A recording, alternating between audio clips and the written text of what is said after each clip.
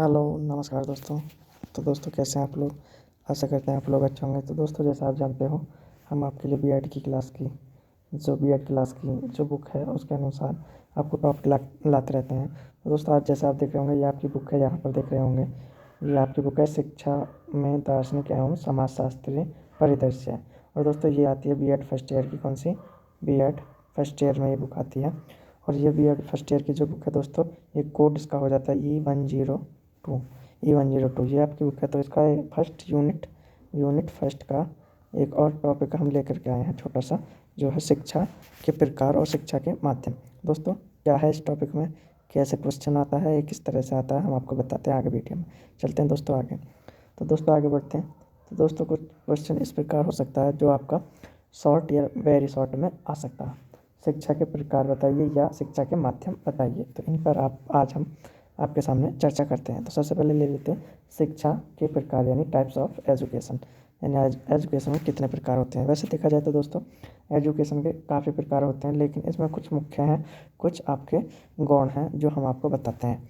दोस्तों देखिए यहाँ पे लिखा है कि क्योंकि शिक्षा जन्म से लेकर मृत्यु तक किसी न किसी रूप में चलती रहती है, जिस कारण शिक्षा के भिन्न प्रकार हो सकते हैं या होते हैं। यानी दोस्तों आप जानते होंगे कि जब एक व्यक्ति या जब एक पुरुष या जब एक मनुष्य जन्म ले लेता है, तो किसी न किसी रूप में उसे जन्म से लेकर और जब तक मृत्यु तक प्राप्त होता है मृत्यु को, तब तक किसी न किसी रूप में वो क्या प्राप्त करता रहता है?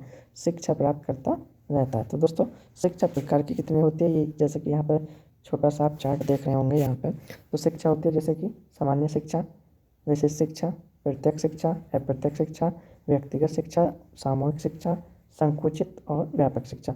तो ये कुछ 8 प्रकार की शिक्षा हैं जो कि एक प्रकार मेन ना होकर के, मुख्य ना होकर के एक प्रकार गौण शिक्षा के प्रकार हैं। लेकिन ये बाकी नीचे के जो आपको इस तरह से ये आपको हाईलाइट दिख रहे होंगे दोस्तों, ये जैसे कि औपचारिक शिक्षा और अनौपचारिक शिक्षा और ये निरौपचारिक शिक्षा, ये बहुत ही महत्वपूर्ण शिक्षा हैं और ये शिक्षा के माध्यम के अंतर्गत भी आते हैं। तो दोस्तों अभी हम आपको बताएंगे ऊपर की जो 8 प्रकार की शिक्षा हैं उनके बारे में। तो बहुत ही सरल भाषा में और ये साधारण भाषा में आपको हम टाइप करके लाए हैं। तो दोस्तों आप इन शिक्षा के बारे में पढ़कर इनसे जो क्वेश्चन होंगे आप आसानी से दे सकते हैं। तो देखिए यहाँ पे आ जाता है सामान्य शिक्षा, जो अंग्रेजी में कहते हैं जनरल एजुकेशन। तो वह शिक्षा जो बच्चों को माध्यमिक स्तर तक दी जाती है, वह शिक्षा सामान्य शिक्षा कहलाती है। यानी दोस्तों जो प्राइमरी से लेकर और जो माध्यमिक स्तर तक यानी हाई स्कूल इंटर तक आपको दी जाती है, उसे क्या कहते हैं?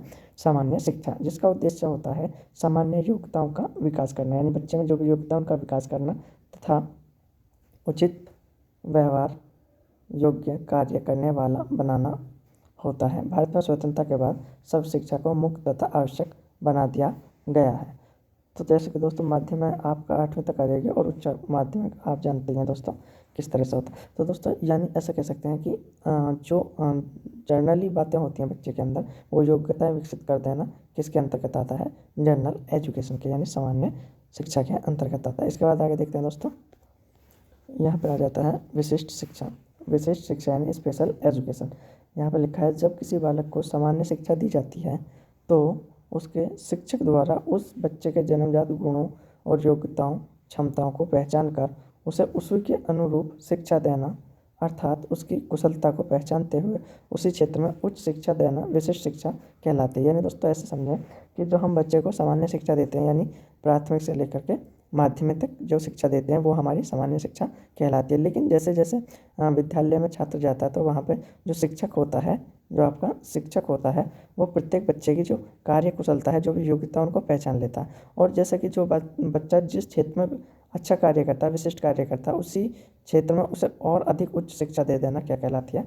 विशिष्ट शिक्षा। जैसे दोस्तों हमारी जैसे हम इंटर कर लेते हैं जैसे, और उसके बाद जैसे कि हर एक फील्ड में अलग अलग शिक्षा दी जाती है। जैसे कि आप आर्ट क्षेत्र में कहें यानी कला वर्ग में कहें तो उसमें क्या आता है? सामाजिक वातावरण से संबंधित शिक्षा आती है। कॉमर्स में कहें तो इसमें बैंकिंग सेवाओं से संबंधित, और जैसे कि आप जानते हैं कि जैसे कि आप कह सकते हैं जैसे कि आपका बीटेक वगैरह, ये सब मतलब कि एक तरह की क्या है? विशिष्ट शिक्षा। ये सब विशिष्ट शिक्षा के उदाहरण हैं। आगे देखते हैं दोस्तों, आगे आती है आपका प्रत्यक्ष शिक्षा यानी डायरेक्ट एजुकेशन। तो डायरेक्ट एजुकेशन में क्या है? जैसा कि इसका नाम से ही प्रत्यक्ष अर्थात सम्मान सामने प्रकट होकर शिक्षा देना, यानी प्रत्यक्ष का मतलब होता है एकदम से सामने आकर शिक्षा देना या कोई भी बात करना, बात करना किसका, एकदम से सामने आकर के। क्योंकि विद्यालय में शिक्षक और छात्र के मध्य पृथक रूप से संवाद होते हैं। जैसे कि माध्यमिक स्कूलों में देखते हैं तो उन दोनों में क्या होता है दोस्तों कि एक शिक्षक छात्र को पढ़ाता है और आपस में संवाद आमने सामने होकर के करते हैं, तथा दोनों एक दूसरे से प्रत्यक्ष संबंध रखते हैं, जिससे छात्रों पर शिक्षक के व्यक्तित्व, उसके स्वभाव आदि का प्रभाव पड़ता है। प्रत्यक्ष शिक्षा में शिक्षकों को सामाजिक व्यवहारों को साथ में रखकर शिक्षा देनी होती है। तो ये कौन देता है दोस्तों, एक शिक्षक जो कि स्कूल में रहकर प्रत्यक्ष रूप से छात्रों को शिक्षा देता है, उसे कहते हैं प्रत्यक्ष शिक्षा यानी डायरेक्ट शिक्षा। इसके बाद आगे देखते हैं दोस्तों, आगे आ जाती है आपकी अप्रत्यक्ष शिक्षा यानी इनडायरेक्ट शिक्षा।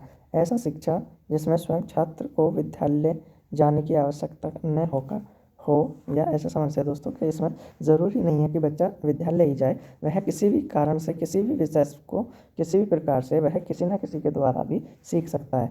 किसी के द्वारा दिए गए विचार, उपदेश तथा शिक्षा संबंधी तथ्य, सिद्धांत आदि किन्हीं अन्य माध्यम से मिल जाएं या उनसे प्राप्त हो जाएं तो वो क्या कहलाती है, वह अप्रत्यक्ष शिक्षा के अंतर्गत आती है। यानी विद्यालय में जाकर किसी खेलकूद के मैदान में, किसी इंटरनेट टेलीविज़न के माध्यम से यदि ये चीज़ मिल जाए, जैसे कि रेडियो, टेलीविज़न, कंप्यूटर, इंटरनेट आदि से जो सूचना प्राप्त हो जाती हैं, वो किसके अंतर्गत आती हैं, अप्रत्यक्ष शिक्षा के अंतर्गत। और यदि किसी मुक्त विद्यालय द्वारा प्राप्त शिक्षण प्रक्रिया, क्योंकि आजकल मुक्त विद्यालय भी चलाए जा रहे हैं इनडायरेक्ट शिक्षा के लिए। आगे देखते हैं दोस्तों, आगे आपकी आती है व्यक्तिगत शिक्षा, इंडिविजुअल एजुकेशन।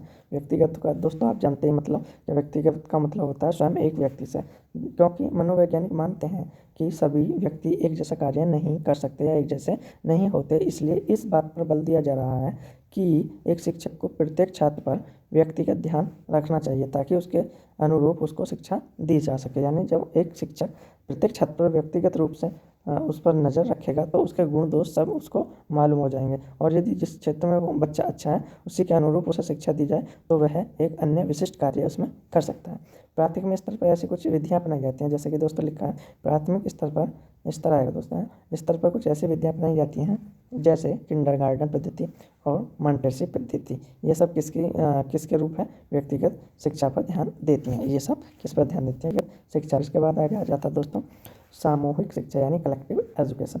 सामूहिक शिक्षा का अर्थ है एक समय में इकट्ठा करने पर शिक्षा देकर दी जाने वाली, यानी एक समूह में इकट्ठा कर लें तब छात्रों को दें तो वो क्या कहलाती है, कलेक्टिव या सामूहिक शिक्षा। जैसा कि एक शिक्षक बहुत सारे विद्यार्थियों को एक साथ इकट्ठा कर सभी को समान रूप से शिक्षा देता है, जो सामूहिक शिक्षा कहलाती है। यह शिक्षा विधि अधिक छात्र होने पर अपनाई जाती है। जैसे कि दोस्तों हमें शिक्षा देता है किसमें, जैसे कि हम जाते हैं एजुकेशन सेंटरों में, वहाँ पर बहुत सारे छात्रों को एक साथ इकट्ठा करके सबको एक समान शिक्षा दी जाती है, जैसे कंपटीशन तैयारी करने के लिए हम जाते हैं। आगे इसके बाद आती है दोस्तों, इसके बाद आ जाते हैं संकुचित शिक्षा, नैरो एजुकेशन। जब कोई शिक्षा एक विद्यालय से शुरू होकर विद्यालय में ही समाप्त हो जाती है तो संकुचित शिक्षा कहलाती है। इसका क्षेत्र संकुचित होता है। संकुचित का मतलब होता है छोटा यानी कम। तो एक जो शिक्षा विद्यालय से शुरू हुई और विद्यालय पे ही खत्म होगी, ये सब क्या कहलाती है, संकुचित शिक्षा कहलाती है। इसके बाद आती है दोस्तों व्यापक शिक्षा यानी वाइडर एजुकेशन। व्यापक का मतलब बढ़ा करके, है ना।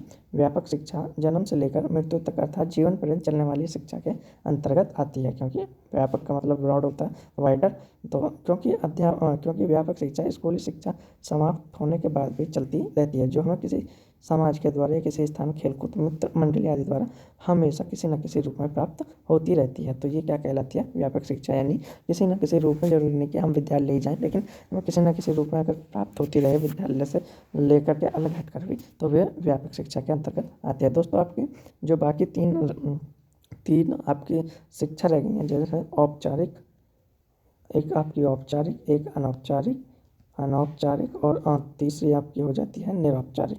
तो ये बहुत ही महत्वपूर्ण शिक्षा विधि हैं और शिक्षा माध्यम है। तो इनका चर्चा करते हैं नेक्स्ट वीडियो में। तब तक के लिए धन्यवाद दोस्तों, मिलते हैं नेक्स्ट वीडियो में।